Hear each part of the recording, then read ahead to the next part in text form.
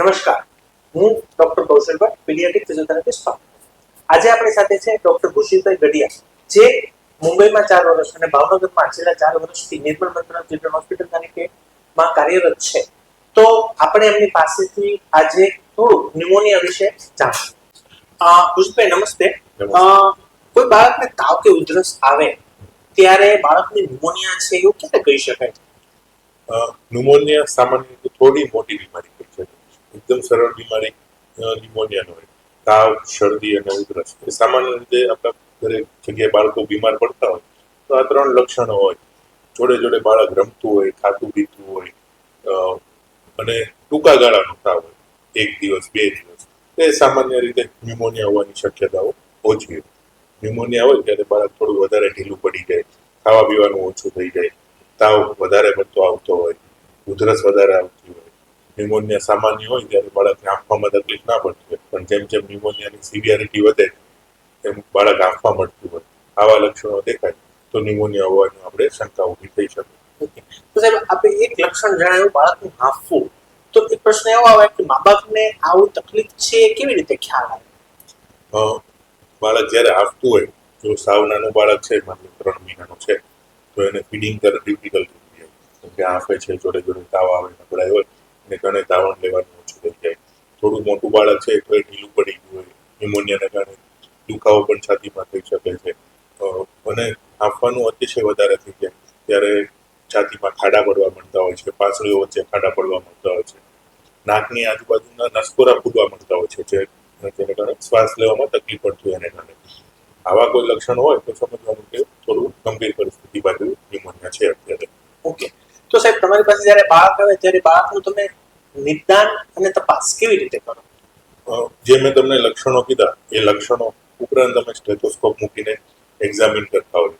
Normal ફેફસું છે એમાં અલગ પ્રકારના અવાજ સંભળાતા હોય, જે બાળકમાં ન્યુમોનિયા છે એમાં અલગ પ્રકારના અવાજ સંભળાતા હોય. જે બાળકમાં બહારથી જોવામાં એવું લાગે છે કે એકદમ ભીની કફવાળી ઉધરસ છે, પણ સ્વરપેટી કે એના ઉપરના ભાગમાં જ તે ઇન્ફેક્શન લાગેલું હોય, એમાં અલગ પ્રકારના અવાજ સંભળાતા હોય. એટલે એક અમારી તપાસમાં અમારું એક્ઝામિનેશનના પોઈન્ટ ઉપરથી ખ્યાલ આવે. એ સિવાય બ્લડ રિપોર્ટ કરાવતા હોઈએ છીએ, એમાં ચેપની માત્રા કેટલી છે ઇનડાયરેક્ટ આપણને એવિડન્સ આપે છે કે ભાઈ ફેફસામાં ચેપ છે. એક્સરે પણ અમે કરાવતા હોઈએ છીએ. એક્સરે જોઈને ખ્યાલ આવે છે કે ફેફસામાં કયા ભાગમાં ન્યુમોનિયાની અસર, એટલે કે ફેફસામાં કયા ભાગમાં ઇન્ફેક્શનની અસર વધારે છે. તો સાહેબ આ વાત થઈ નિદાનની.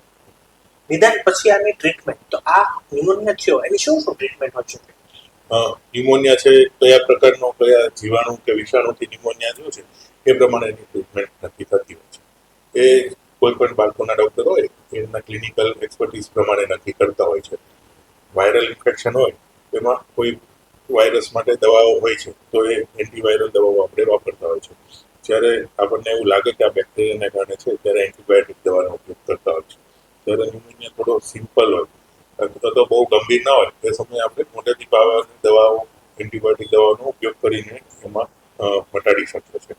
પણ જો ન્યુમોનિયા એ દવા આપવા છતાંય કે સતત એમાં સુધારો ના દેખાય અથવા તો બાળકનો ન્યુમોનિયા પહેલેથી જ વધારે ગંભીર છે તો એવા કેસમાં આપણે દાખલ કરીને ઇન્જેક્શનથી સારવાર આપતા હોય છે, ઇન્જેક્શનથી એન્ટીબાયોટિક આપતા હોઈએ છીએ. તો સાહેબ ફેફસાની બીમારી છે તો શું આની અંદર ઓક્સિજનની માત્રા ઘટી શકે, અને જો એવું થાય તો બાળકને દાખલ કરીને બીજી કોઈ સારવાર આપવી પડે ખરી? હા, જ્યારે ન્યુમોનિયામાં ક્રમશઃ જેમ સિરિયસનેસ વધે છે, ગંભીરતા વધે છે, શરૂઆત ઓક્સિજનથી આપીએ છીએ. બાળક અતિશય હાંફતું હોય તો એને કારણે સપોર્ટ રહે છે, થોડી રાહત રહે છે. ઓક્સિજન આપવા છતાં પણ ન થાય તો અમે નાસ, ઓક્સિજન એ બધું તો આપતા હોય છે. એ સિવાય વેન્ટિલેટર મશીન છે એનો ઉપયોગ કરતા હોઈએ છીએ.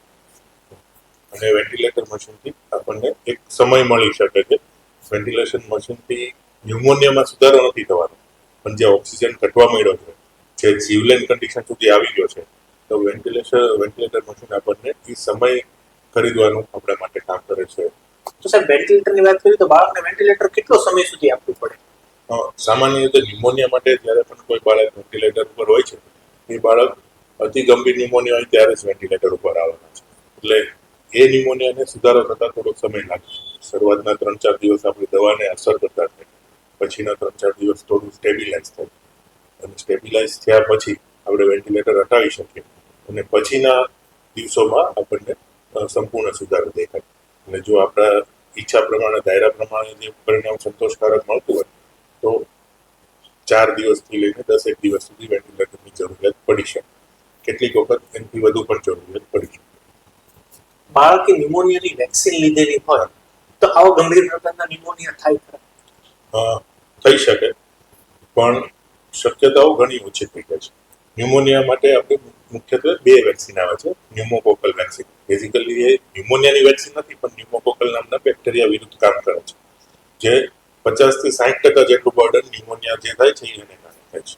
બીજી વેક્સિન છે ફ્લુ વેક્સિન છે, જે વાયરલ ન્યુમોનિયાના જેટલા પણ ઇન્સિડન્ટ છે એને ઘટાડે છે.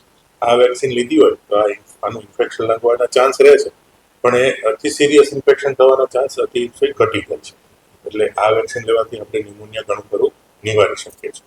ઓકે, એક છેલ્લો પ્રશ્ન કે બાળકની રોગ પ્રતિકારક શક્તિ ઓછી છે અને એને કારણે બાળકને ન્યુમોનિયા થયું, તો શું કોઈ પ્રકારનો ખોરાક ખાવાથી આ પ્રકારની બીમારીઓ કે ન્યુમોનિયા જેવી બીમારીઓ નિવારી શકાય ખરી?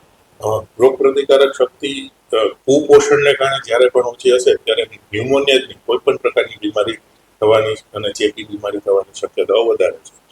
કુપોષણનું સૌથી મહત્વનું કારણ આપણા સમાજમાં એક છે દૂધ. ઉપરનું દૂધની માત્રા વધારે હોય છે અને અન્ય ખોરાકની માત્રા ઓછી હોય છે. એટલે આપણો ટાર્ગેટ એવો હોવો જોઈએ કે આપણા બાળકને સમતોલ આહાર મળે, કે કોઈ એક વસ્તુ વધારે ખાય, એટલે કોઈ બાળક 5 રોટલી ખાય છે ને બાકી કશું શાક નહીં ખાતો તો એ ખરાબ છે. એની કરતાં ભલે 1 રોટલી ખાય, 1.5 રોટલી ખાય, પણ દાળ, ભાત, શાક, રોટલી, ફળો, શાકભાજી, સલાડ, થોડી માત્રામાં દૂધ, બધી જ વસ્તુ સપ્રમાણ માત્રામાં લે એવો પોષક તત્વો તો બધા જ પોષક તત્વો મળે અને તો બાળકની ઇમ્યુનિટીમાં સુધારો થાય. તો આપણને આજે ભૂષિત સાહેબ પાસેથી જાણકારી મળી કે બાળકને જો આગળથી વેક્સિન આપેલી હોય તો બાળકને ગંભીર પ્રકારનો ન્યુમોનિયા થવાની શક્યતા ઘણી ઓછી છે. યોગ્ય સમયે યોગ્ય સારવાર બાળકોને ડોક્ટર પાસેથી મળી જાય તો બાળક આ તકલીફમાંથી જલ્દી બહાર આવી શકે છે. અને ખાસ કરીને યોગ્ય ખોરાક, જે ઘરમાં ખવાતો આરોગ્યપ્રદ ખોરાક, બહારનો ખોરાક નહીં, જે બાળકને પડીકાઓ આપતા હોય એવો બધો ખોરાક નહીં, ખાસ કરીને ઘરનો ખોરાક આપવાથી આવી ઘણી બધી પ્રકારની ગંભીર બીમારીઓમાંથી બાળકને બચાવી શકાય છે. તો મા બાપે આ બાબતે જરૂર ધ્યાન આપી અને આ બીમારીઓમાંથી બહાર નીકળી શકાય અને સાચા સમયે નિદાન થઈ શકે અને વેક્સિન જે ખૂબ જ બાળક માટે જરૂરી છે એ આપી શકાય તો આવા ઘણા બધા બાળકોના પ્રોબ્લેમ નિવારી શકાય. આભાર.